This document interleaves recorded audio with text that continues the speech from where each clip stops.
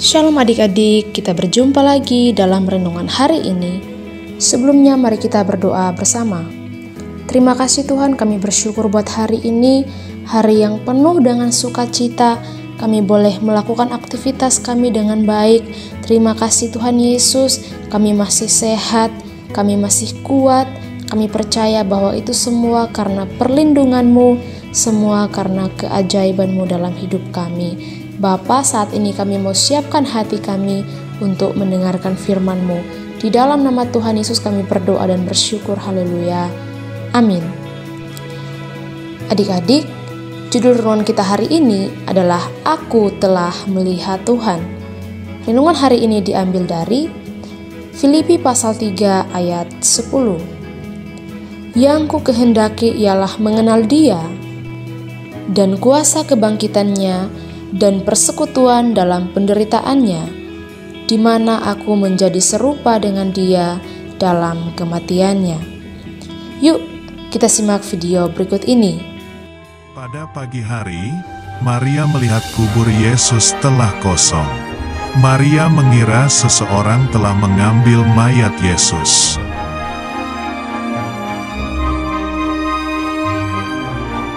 Maria Magdalena berdiri dan menjenguk ke dalam kubur sambil menangis.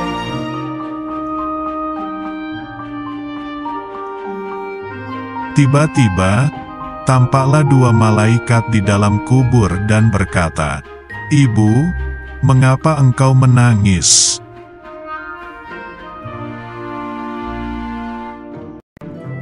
Maria berkata, "Tuhanku telah diambil orang dan aku tidak tahu di mana Ia diletakkan."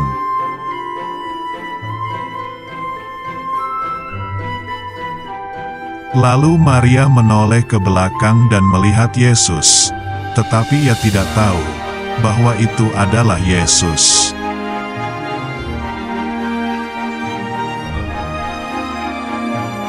Tuhan Yesus berkata, "Ibu, mengapa engkau menangis? Siapakah yang engkau cari?"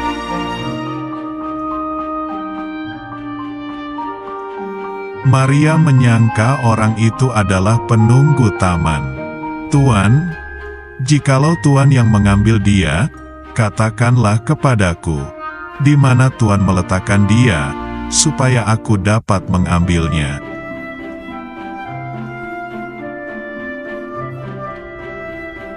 Kemudian berkatalah Tuhan Yesus, "Maria."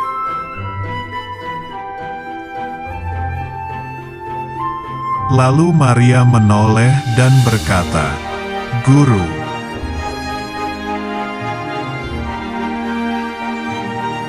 Yesus berkata, "Janganlah engkau memegang aku, sebab aku belum pergi kepada Bapa, tetapi pergilah kepada saudara-saudaraku.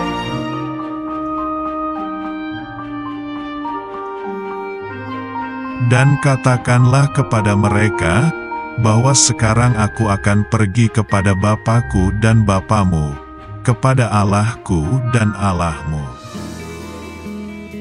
Nah adik-adik, Maria sempat tidak mengenali Tuhan Yesus saat menampakkan diri kepadanya. Namun Tuhan Yesus sama sekali tidak marah. Tuhan Yesus memahami Maria sangat sedih. Tuhan Yesus pun kembali menyapa Maria dengan penuh kasih, hingga akhirnya Maria dapat mengenalinya.